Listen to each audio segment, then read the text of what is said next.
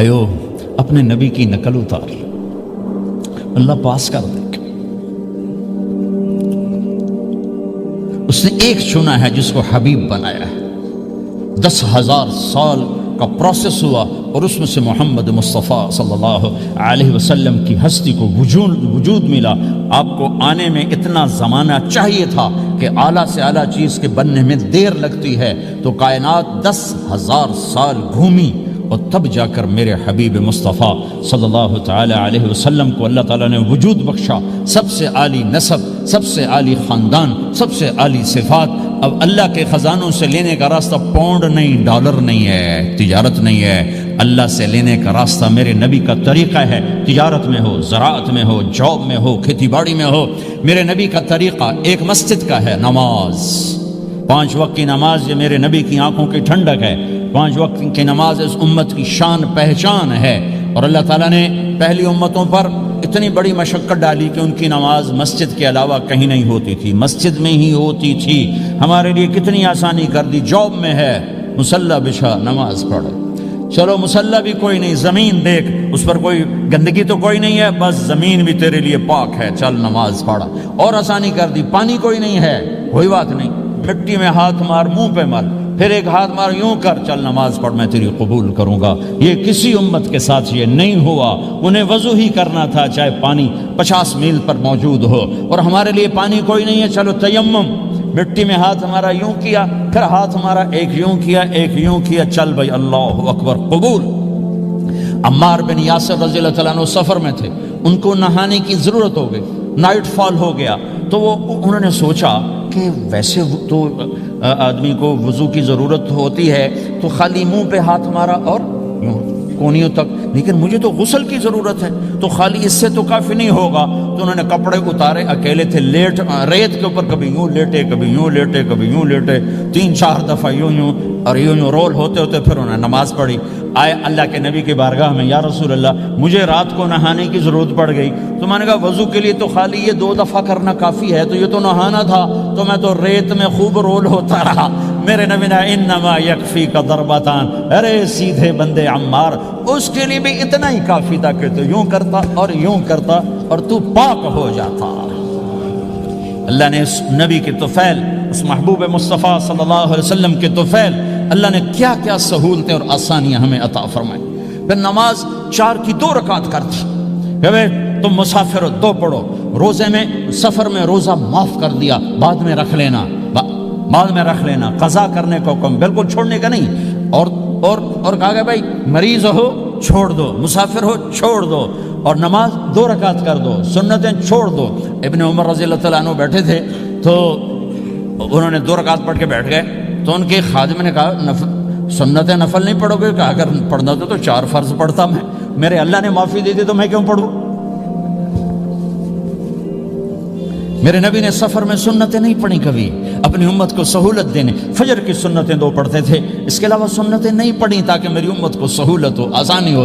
ایک دفعہ بارش ہو رہی تھی اور کوئی جگہ نہیں تھی نماز پڑھنے کے لیے، تو آپ نے اپنی اونٹنی کو آگے کیا اور اس پر بیٹھ گئے، بیٹھے ہی تھے، پیچھے صحابہ نے اونٹنیوں پر ہی صفیں بنائی، اور یہ نماز اونٹنی پہ بیٹھ کر ادا کی گئی۔ بارش کے اندر نماز اونٹنی کے اوپر نماز بھی ہو گئی، رکوع بھی ہو گیا، سجدہ بھی ہو گیا، سلام بھی ہو گیا۔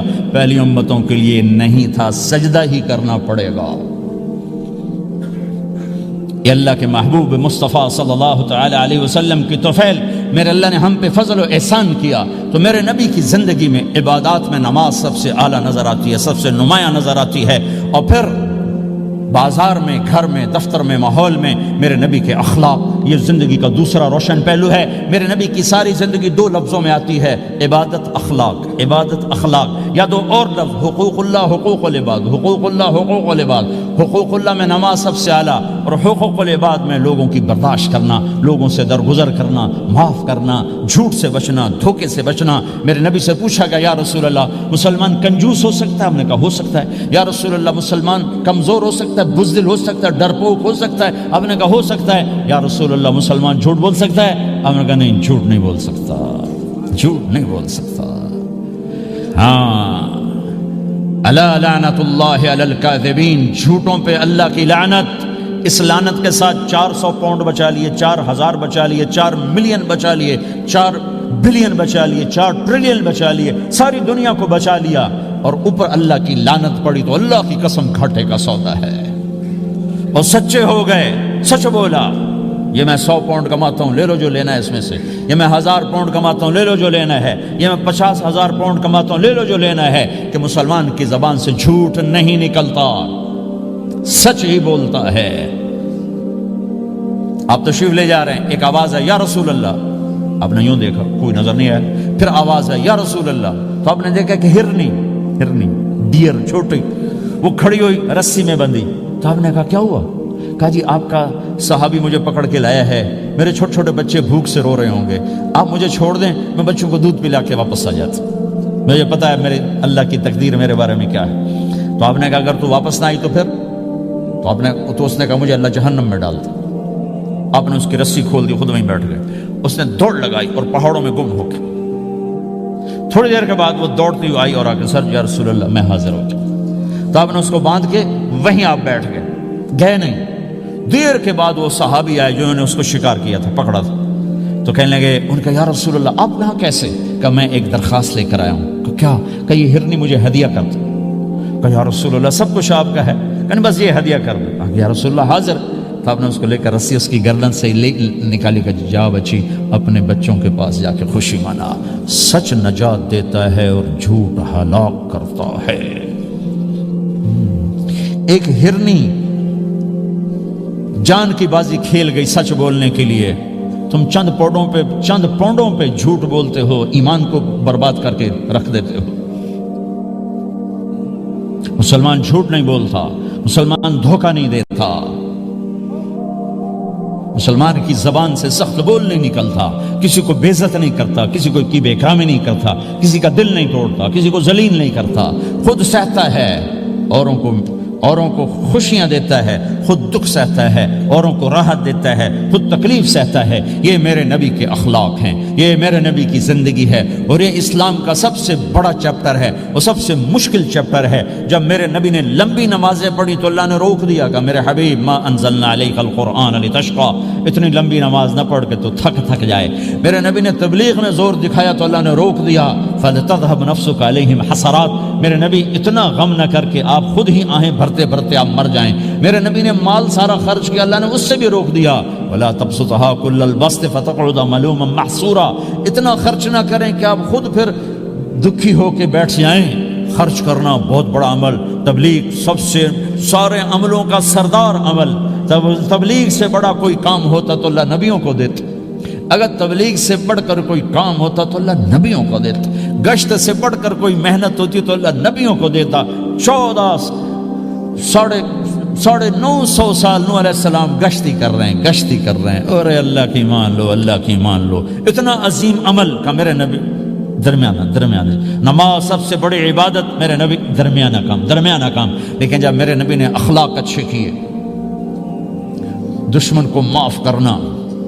تو ایک آدمی آپ سوئے ہوئے تھے، آپ کی تلوار لٹکی تھی، ایک آدمی آیا، اس نے آپ کی تلوار اتاری اور یوں ہماری پسلی میں، آپ اٹھ کے بیٹھ گئے۔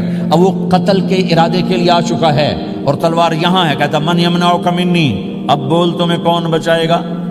تو آپ نے مسکراتے ہوئے کہا اللہ، تو اس کے ہاتھ سے تلوار گر پڑی، تو آپ نے اٹھا لی، آپ نے یوں سیدھی کی، اب تو بچا، تجھے کون بچائے گا؟ وہ کہنے لگا مجھے تو ہی بچائے گا، وہ تو اللہ کو جانتا نہیں تھا، کہا بابا مجھے تو ہی بچائے گا۔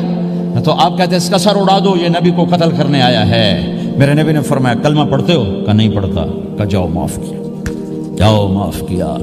یہ میرے نبی کے اخلاق ہیں۔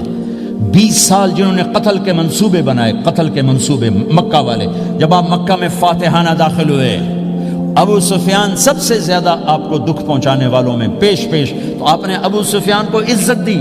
جو ابو سفیان کے گھر میں داخل ہوگا اس کو کچھ نہیں کہا جائے گا۔ آپ تو ابو سفیان کو بلا کے سولی پہ لٹکاتے، اور آپ کہہ رہے ہیں جو ابو سفیان کے گھر میں جائے گا اسے کچھ نہیں کہا جائے گا، جو بیت اللہ میں ہوگا اسے کچھ نہیں کہا جائے گا۔ سارا مکہ سامنے، آپ یوں بیت اللہ کا دروازے پر یوں دونوں ہاتھ ایسے ٹکا کے کھڑے تھے۔ پھر آپ نے کہا میں کیا کروں گا اب تمہارے ساتھ؟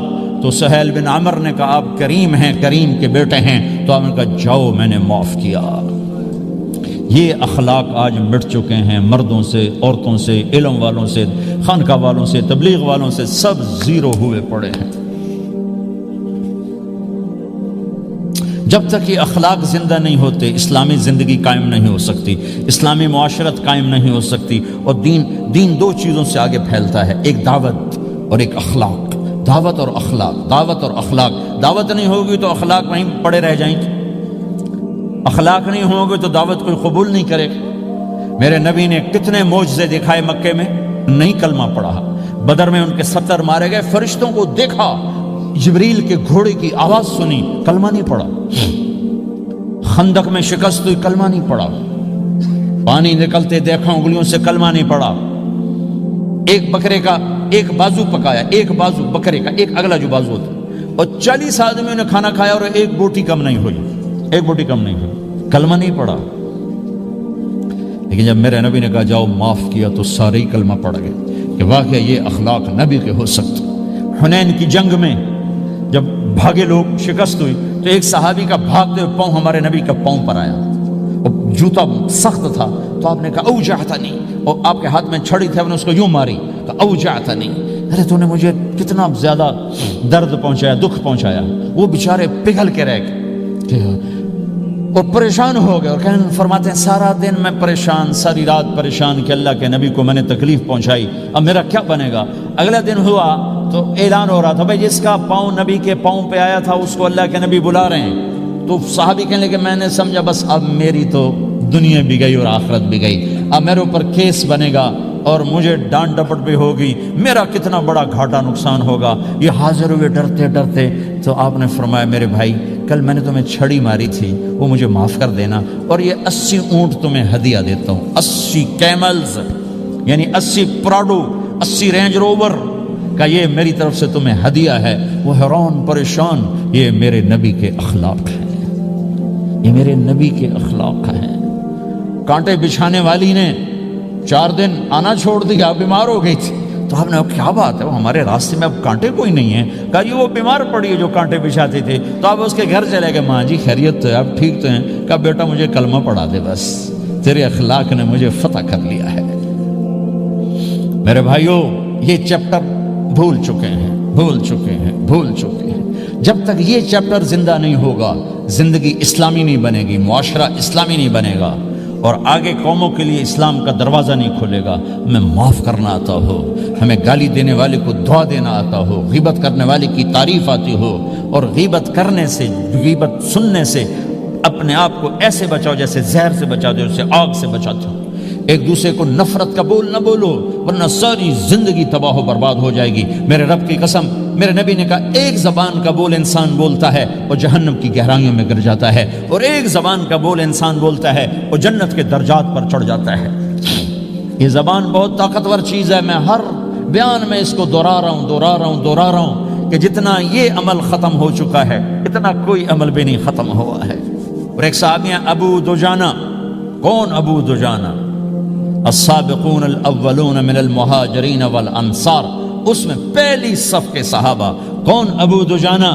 جب آپ حج پر گئے تو اپنی جگہ مدینے کا امیر ابو دجانہ کو بنایا۔ ابو دجانہ حج میں شریک نہیں ہوئے کہ آپ نے اپنی جگہ ان کو اپنا نائب بنا کے وہاں کھڑا فرمایا ابو دجانہ میری جگہ پر مدینے کا امیر ہے، یہ وہ ابو دجانہ ہیں۔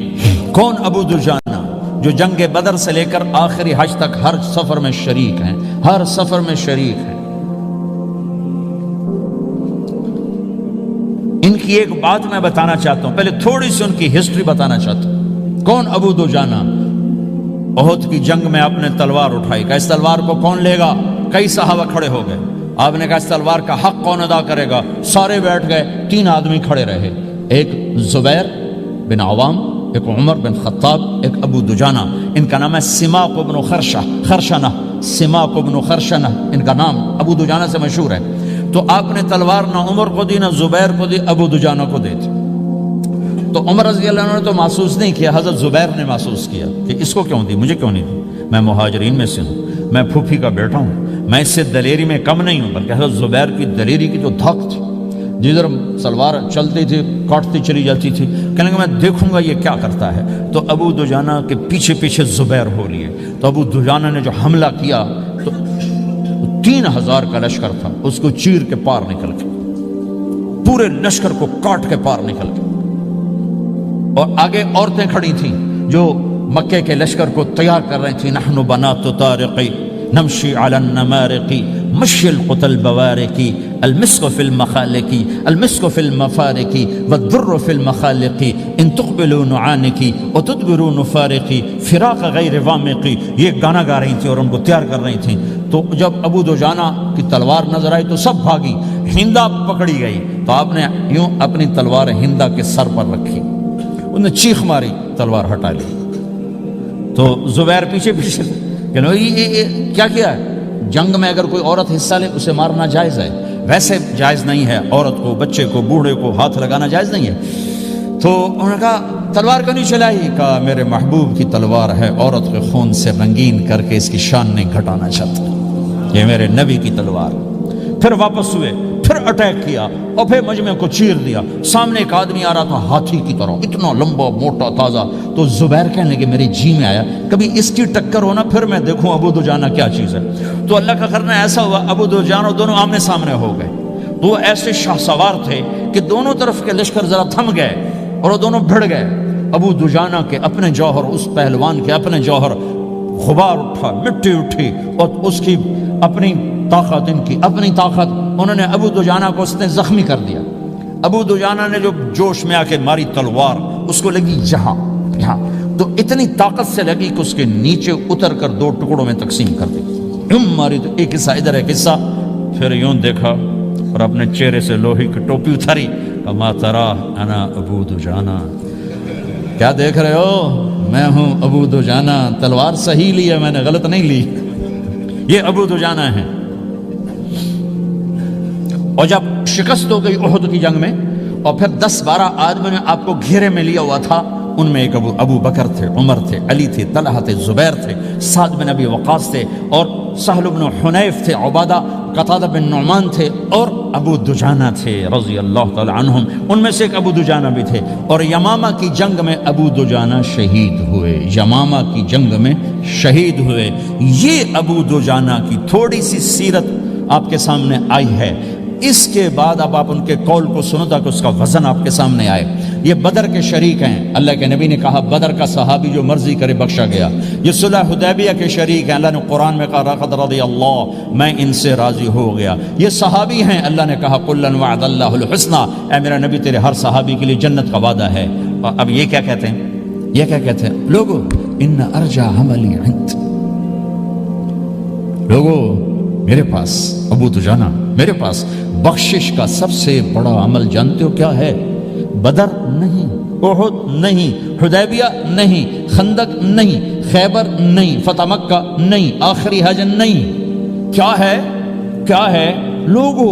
ان ارجع عملی عندی، میرے پاس آخرت میں بخشش کا سب سے بڑا عمل بس ایک ہے کہ ما آذیت احدا بلسانی، میں نے اپنی زبان سے کبھی کسی کو دکھ نہیں پہنچایا۔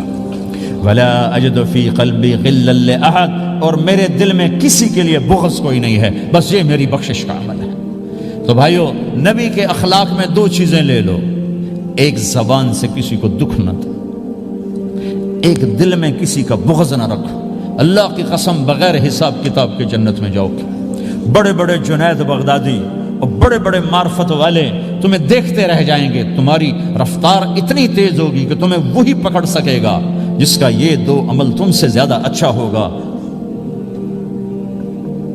جس روڈ پہ رش ہوتا آپ وہاں سے گاڑی ہٹا لیتے ہو، ادھر نہیں، ادھر رش ہے، وہ آپ وہ سائن وغیرہ آپ کو آ جاتے ہیں کہ ادھر بلاک ہے، ادھر نہیں جانا، ادھر جانا ہے۔ تو جہاں روڈ پہ رش ہوتا ہے تو قیمتی سے قیمتی گاڑی کی رفتار بھی آہستہ ہو جاتی ہے، اور جہاں روڈ خالی ہوتا ہے تو پرانی گاڑی بھی بھاگے جا رہی ہوتی ہے۔ ہمارے یہاں پرانی گاڑی ہوتی ہے نا، پرانی بسوں کے پیچھے لکھا ہوتا ہے نہ انجن کی خوبی نہ ڈرائیور کا کمال، خدا کے سہارے چلی جا رہی ہے۔ اور جس کے پاس ایسی گاڑی ہو، نہ انجن کی خوبی نہ ڈرائیور کا کمال، تو اگر اس کو روڈ خالی مل جائے تو وہ تو مرسڈیز والے سے پہلے پہنچے گا۔ رینج روور والے سے پہلے پہنچے گا، بینٹلی والے سے پہلے پہنچے گا، رولز رائس والے سے پہلے پہنچے گا، جو وہ تو پھنسی کھڑی، اس کا روڈ ہی خالی ہے۔